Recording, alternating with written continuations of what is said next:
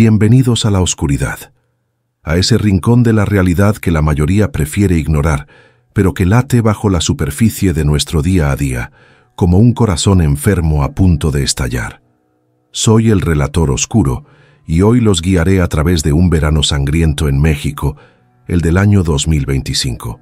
Un periodo donde el silencio fue quebrado por el estruendo de las balas y la tierra, harta de guardar secretos, se abrió para revelar sus horrores más profundos.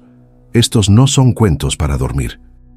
No son fábulas con moraleja, son crónicas crudas de poder, de traición y de un enemigo antiguo que se alimenta del miedo y la ambición desmedida.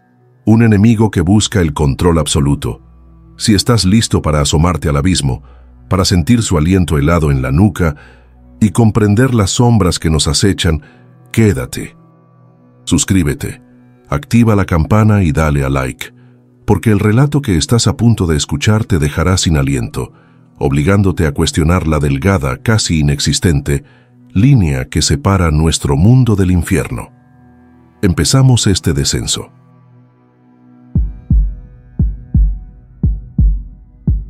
La Ciudad de México. El sol del 20 de mayo se levantaba sobre ella con su habitual e impasible majestuosidad.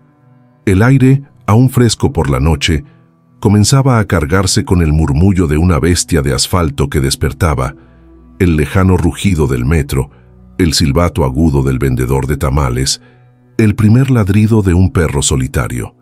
Para Jimena Guzmán, esa mañana prometía ser como cualquier otra. Era la secretaria particular de la jefa de gobierno, una posición de poder silencioso, de influencia tejida en los pasillos donde se toman las decisiones más importantes. Su rol no era público, pero su cercanía a la cima la convertía en un centro neurálgico de información y confianza. Su rutina era un mecanismo de relojería, un café cargado, una revisión mental de la compleja agenda del día y el trayecto en su sedán hacia el epicentro del poder. Era un camino que había hecho cientos de veces, una ruta grabada en su memoria muscular y en los neumáticos de su coche. Esa mañana, como tantas otras, conducía por la calzada de Tlalpan. A las 7 en punto, en la Colonia Moderna, un barrio de contrastes entre edificios antiguos y comercios bulliciosos, redujo la velocidad. Allí la esperaba José Muñoz, uno de sus asesores más leales, un hombre cuya discreción era tan sólida como su amistad. El auto se detuvo en una parada casi ritual. José sonrió al verla, un saludo rutinario, un gesto de camaradería antes de abrir la portezuela para iniciar otra larga jornada. Ninguno de los dos, absortos en el inicio de su día, notó la motocicleta estacionada a 30 metros, con el motor encendido en un murmullo expectante y ominoso. No vieron al piloto, una silueta anónima oculta bajo un casco, ni al hombre que iba de pasajero, cuya inmovilidad no era de descanso, sino la de un depredador esperando el instante de máxima vulnerabilidad. El pasajero descendió con una calma que desafiaba la lógica de la escena. No corrió, caminó. Cada paso sobre el asfalto era deliberado, rítmico, como si marchara al compás de una melodía interna de destrucción. De debajo de una chamarra holgada, sacó el arma, un rifle de asalto modificado para el combate urbano compacto y letal. El metal oscuro brilló por un instante bajo el sol matutino. No hubo un grito de asalto, no hubo una palabra, no hubo una advertencia. Solo el sonido seco y metálico del cerrojo al ser accionado, un sonido que para los oídos correctos es una sentencia de muerte. Y luego, el estruendo, un trueno artificial que desgarró la normalidad, un sonido que no pertenecía a esa calle, a esa hora. No fue una ráfaga indiscriminada, fue un acto de demolición humana, calculado y preciso. El tirador no apuntó a las llantas ni al motor, apuntó al centro de la vida, al lugar donde se sentaba la persona al volante. El parabrisas estalló hacia adentro en una lluvia de cristales afilados. 8 proyectiles, disparados en una sucesión tan vertiginosa que sonaron como un único y largo rugido, encontraron su blanco en el cuerpo de Jimena Guzmán. No tuvo tiempo de procesar el sonido, no tuvo tiempo de sentir el dolor. La vida se le escapó en una fracción de segundo, una interrupción tan brutal como definitiva. José Muñoz, con la mano aún en la manija de la puerta, fue alcanzado por 4 balas más. La fuerza de los impactos lo lanzó hacia atrás. Su cuerpo se desplomó sobre la acera en un último y torpe espasmo, su saludo matutino convertido en un adiós eterno. El silencio que siguió al ataque duró apenas un latido, antes de ser perforado por los gritos de pánico de los transeúntes y el chirrido de frenos de los autos que se detenían en seco, sus conductores paralizados entre el horror y el instinto de supervivencia. La primera patrulla llegó en menos de 5 minutos, sus sirenas un lamento tardío. Los oficiales, con la mano en la pistola y el rostro contraído por la tensión, encontraron una escena de ejecución de manual. El olor a pólvora quemada aún flotaba en el aire. Una neblina invisible y acre, mezclada con el aroma metálico y dulzón de la sangre, que empezaba a formar un charco oscuro y brillante bajo el auto. El parabrisas era una telaraña rota y opaca, y a través de ella, la figura inmóvil de Jimena era un testamento mudo a la fragilidad de la vida frente a la voluntad de matar. Mientras el caos se apoderaba de la calle, los perpetradores ejecutaban la segunda fase de su plan con una disciplina militar. La huida fue una obra maestra de la logística criminal. La motocicleta fue abandonada a pocas cuadras, en un callejón ciego, un señuelo para los primeros esfuerzos de búsqueda. Allí los esperaba un primer auto, un sedán modesto y anónimo robado días antes. Se subieron y se mezclaron con el tráfico, como fantasmas en la corriente. Unos kilómetros más adelante, en un punto ciego para las cámaras de la ciudad, un lugar estudiado y preseleccionado, abandonaron ese primer vehículo y abordaron un segundo, borrando otra capa de su rastro. Finalmente, se perdieron en la inmensidad del Estado de México, dejando tras de sí solo muerte y una pregunta aterradora. El ataque no buscaba un rescate, no buscaba una cartera. Su objetivo era simbólico. Fue una demostración de fuerza, un desafío directo lanzado a la autoridad. Un mensaje enviado a la cúpula del poder, escrito con pólvora y sangre en el corazón mismo del país que decía: podemos tocarlos, podemos llegar a su círculo más íntimo, a su gente de confianza. Su seguridad, sus escoltas, sus muros no significan nada para nosotros. Nuestro alcance es total. La bala que mató a Jimena Guzmán fue también un disparo contra la percepción de seguridad de toda una ciudad. Un acto de terror diseñado para probar que no hay santuarios, no hay nadie verdaderamente a salvo.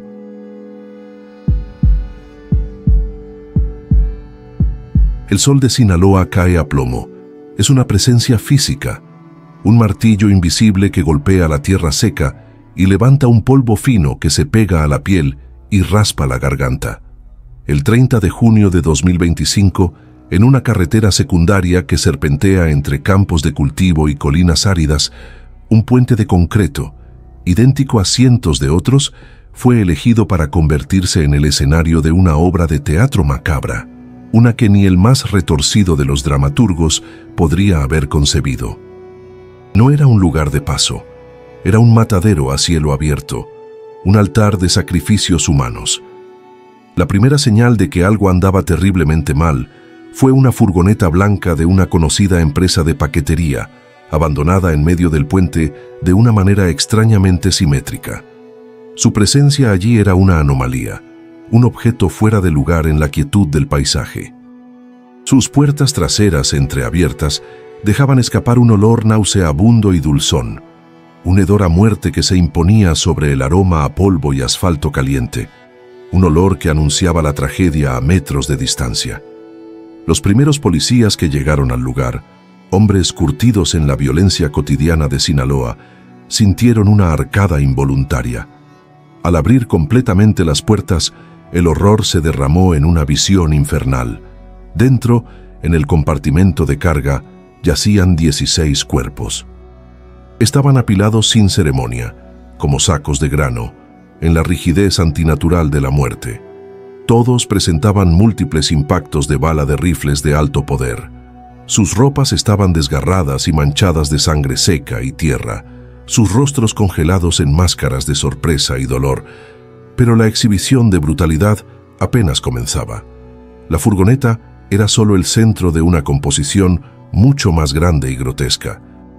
Fuera del vehículo, la escena era un festín para los buitres que ya comenzaban a sobrevolar en círculos lentos y pacientes. 4 cuerpos más estaban esparcidos sobre el pavimento. Estaban decapitados. El corte en cada uno era salvaje, irregular, hecho con saña. La sangre había pintado el suelo de un color óxido oscuro, un mapa abstracto de la violencia.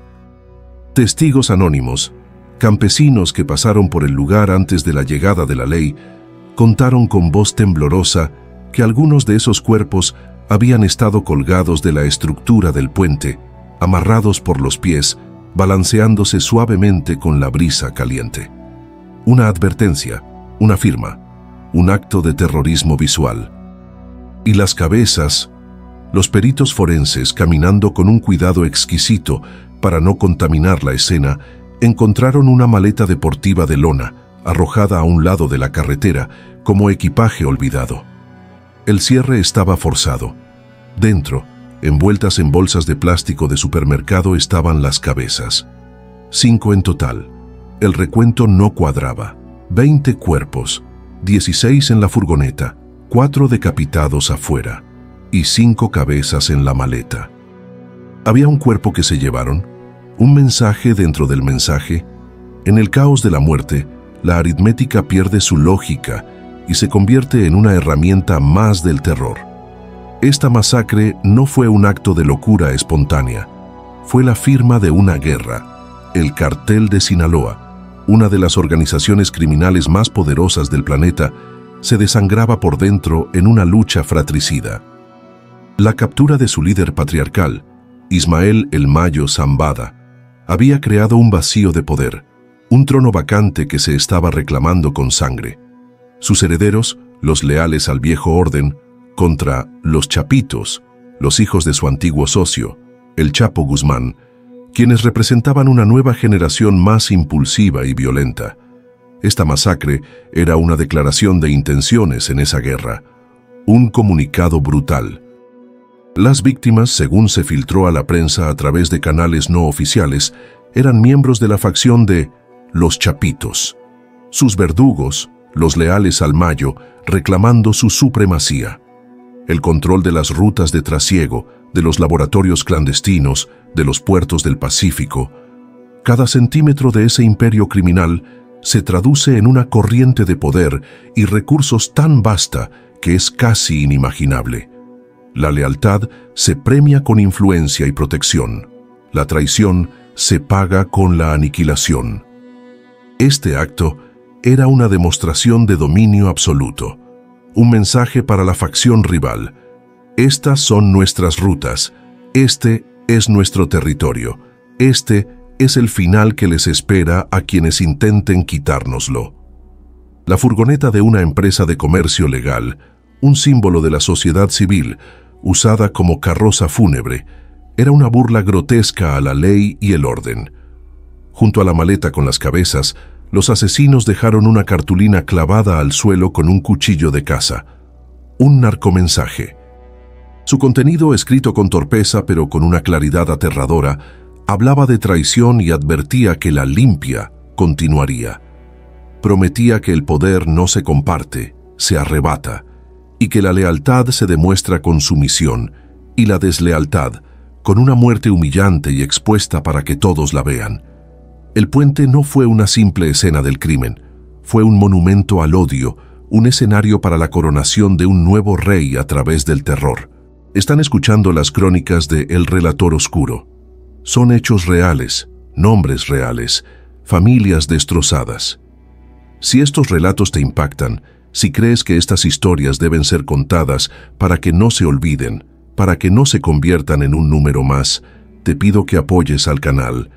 Es gratis y es la única forma de seguir adelante. Suscríbete y comparte este video. Ayúdame a seguir arrojando luz sobre las sombras que se ciernen sobre nosotros. Continuamos nuestro descenso. Guanajuato no es el desierto de Sinaloa. Es el Bajío, el granero y el motor industrial de México. Sus campos verdes de fresas y brócoli se extienden hasta el horizonte, donde se levantan las siluetas de gigantescas plantas automotrices. Es una tierra de trabajo, de progreso aparente, de un futuro prometedor.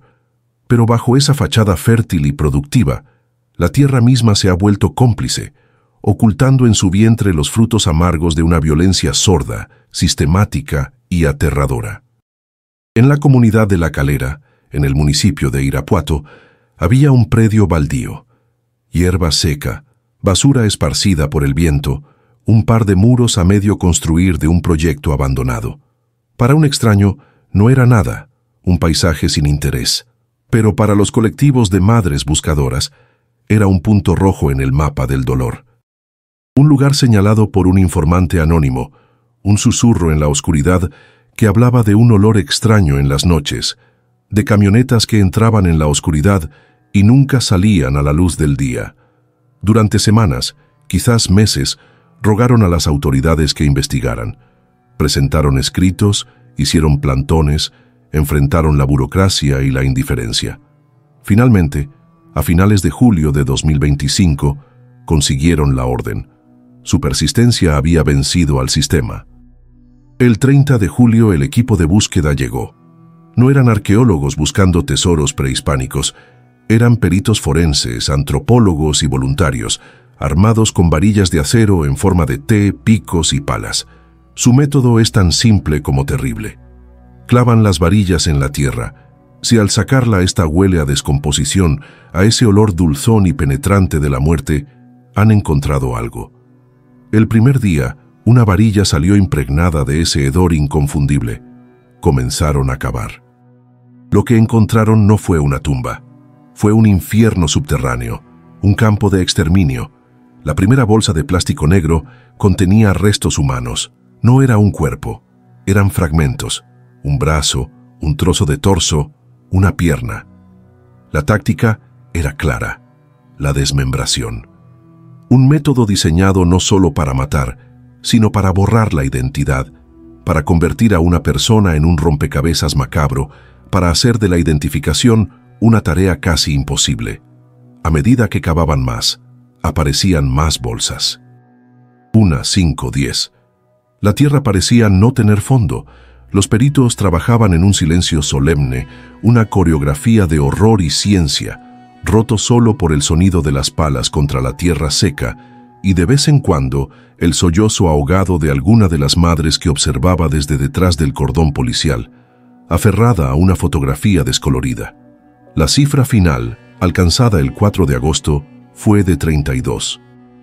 32 personas, hombres y mujeres jóvenes en su mayoría, convertidos en desechos humanos. Sus vidas, sus historias, sus sueños, terminados y arrojados a un hoyo como si fueran basura, sin nombre, sin cruz, sin ceremonia. El proceso de identificación se convirtió en una nueva forma de tortura para las familias.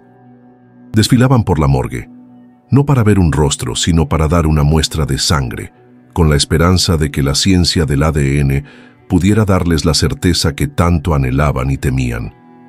El alivio de saber, mezclado con el dolor infinito de confirmar. Guanajuato es el campo de batalla de una guerra salvaje entre dos organizaciones criminales, el Cártel Jalisco Nueva Generación y el cartel local de Santa Rosa de Lima. Su batalla no es solo por las drogas, es por el control de todo. La extorsión a los comerciantes, el secuestro y sobre todo el robo masivo de combustible, conocido como huachicol.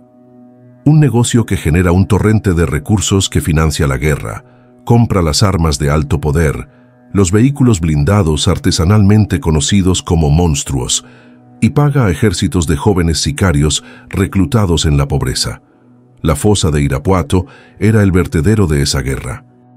Las víctimas probablemente eran rivales capturados, halcones, o simplemente gente que se negó a pagar la cuota, que vio algo que no debía ver. Su desaparición es una táctica de terror y control. Al no dejar un cuerpo, se genera una incertidumbre que paraliza a las familias y a la comunidad entera.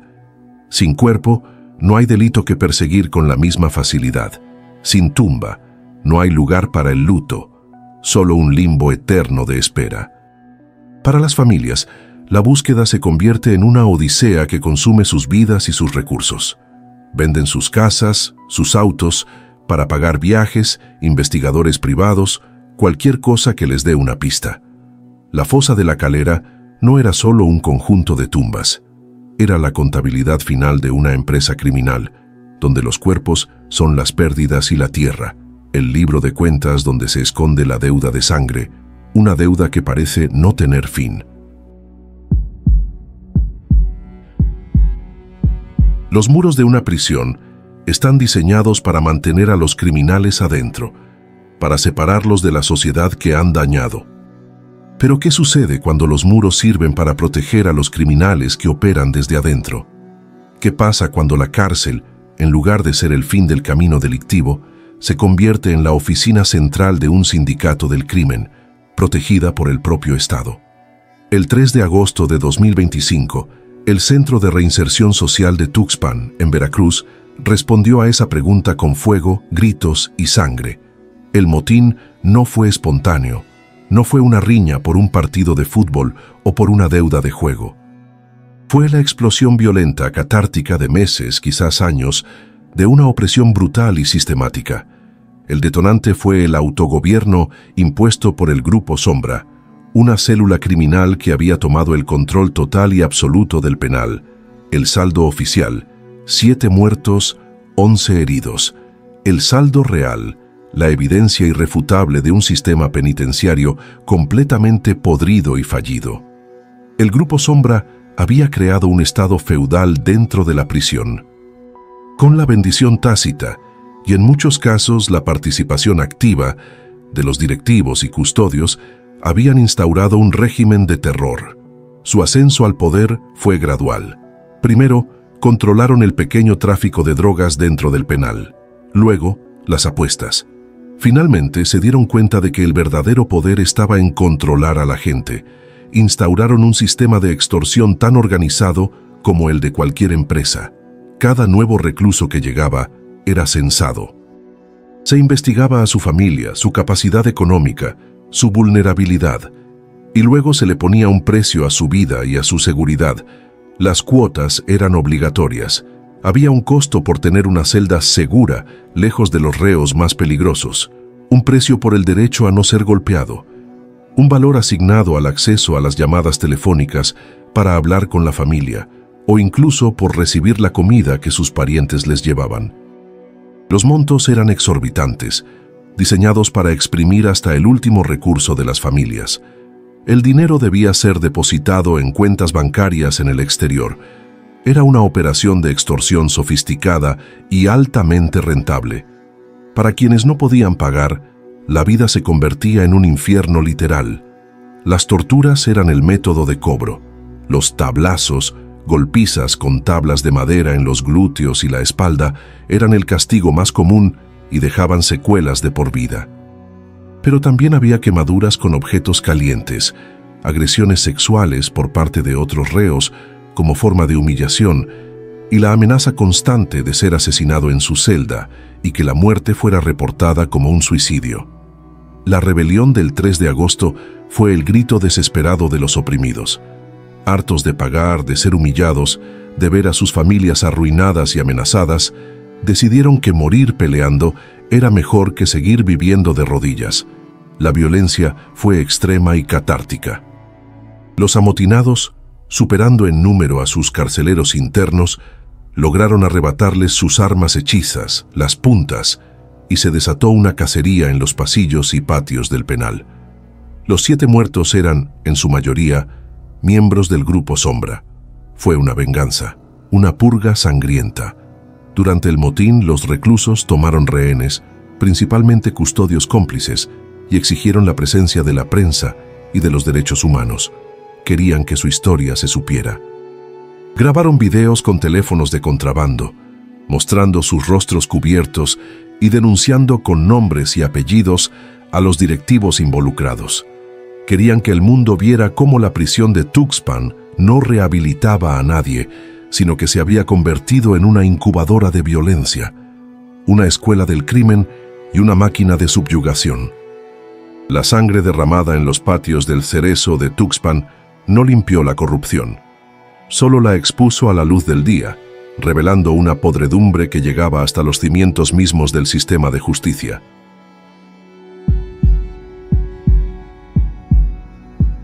Existe un tipo de asesinato que no solo busca quitar una vida, sino también una idea, que no solo silencia una voz, sino que intenta asesinar la verdad que esa voz pronunciaba.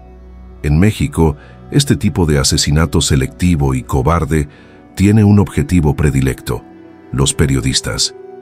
El verano de 2025 continuó esta tradición macabra, demostrando que en la guerra por el control y la supremacía, la pluma puede ser tan peligrosa como un rifle, y por tanto debe ser destruida. Esta no es la historia de un solo hombre, sino de una epidemia de silencio forzado, una cacería sistemática. En mayo, en Acapulco, José Carlos González Herrera, director del medio digital El Guerrero Opinión Ciudadana, fue acribillado. No estaba en un bar ni en una fiesta. Estaba trabajando investigando la red de extorsión que asfixia al puerto, una red de poder que se extiende desde los mercados hasta los hoteles de lujo. Su trabajo era una amenaza directa a los intereses de quienes se benefician de ese sistema. Su muerte fue la solución más simple para ellos. En junio, la ola de violencia se movió a Puebla. Salomón Ordóñez, fundador de un pequeño medio de producción audiovisual, fue abatido. Era un periodista de a pie, de esos que recorren las calles, que conocen los rostros y los problemas de su gente. Su cámara, que buscaba exponer la realidad de su comunidad, fue silenciada para siempre. Estaba investigando la tala ilegal de bosques, un negocio controlado por mafias violentas que actúan con impunidad. Julio fue un mes particularmente negro. En Sonora, un estado fronterizo clave para las grandes rutas del crimen, Ángel Sevilla, director del portal Noticias 644, fue ejecutado a sangre fría. Su trabajo exponía las rutas, las complicidades, los nombres. Unos días después, en la turística y aparentemente paradisíaca Riviera Maya, en Quintana Roo, el cuerpo del periodista de investigación Melvin García fue encontrado sin vida. Había estado desaparecido durante días. Sus colegas sabían que estaba trabajando en una historia delicada sobre la infiltración de capitales ilícitos en el desarrollo inmobiliario de la costa. Su muerte fue un mensaje para todos los reporteros de la zona. Disfruten del sol y la playa, pero no caben demasiado profundo o encontrarán una tumba. La lógica detrás de estos crímenes es fría y calculadora. Para una organización criminal o un funcionario corrupto, silenciar a un periodista es una medida de control de daños. Es una decisión de negocios, una forma de proteger sus operaciones y su poder. La impunidad casi garantizada, la certeza de que las investigaciones rara vez llegarán a los autores intelectuales, hace que el riesgo sea mínimo. Matar a un periodista en México sale barato. El verdadero horror es el efecto dominó, lo que los propios periodistas llaman la creación de zonas de silencio. Cuando un reportero es asesinado, no solo se pierde su voz, se pierden también las voces de todos los que ahora tienen miedo de hablar. Las fuentes se secan, los colegas se autocensuran. La comunidad se queda a oscuras, sin saber quién los gobierna realmente, quién los explota, quién los está matando. Es un ataque directo a la sociedad, porque un público desinformado es un público fácil de controlar. Cada periodista asesinado es una biblioteca quemada, una verdad que nunca saldrá a la luz, una victoria para las fuerzas que prefieren operar en la oscuridad, lejos de la luz incómoda y a veces mortal de la verdad. La ejecución en la capital, la masacre en el puente, la fosa en el campo, la rebelión en la prisión, el silenciamiento de la prensa. 5 rostros, 5 manifestaciones de un mismo monstruo. Un monstruo polifacético, antiguo, que se alimenta del poder, la ambición y el deseo de control absoluto. Estos no son solo números en una estadística de criminalidad, son historias, son vidas truncadas, son cicatrices en el alma de una nación. Y es nuestro deber como sociedad, como seres humanos, recordarlas, entenderlas, para no permitir que la oscuridad nos consuma por completo, para no caer en la indiferencia, que es el peor de los males. Gracias por acompañarme en este viaje al corazón de las tinieblas. Si te ha parecido importante, si crees que esta labor de memoria es necesaria, deja tu comentario. ¿Qué caso te ha impactado más? ¿Qué sentimientos te provoca esta realidad? Comparte este relato y ayúdame a que estas voces y estas historias no se pierdan en el eco del olvido. Soy el relator oscuro. Y recuerda siempre, la realidad a veces es mucho más aterradora que cualquier ficción. Hasta la próxima.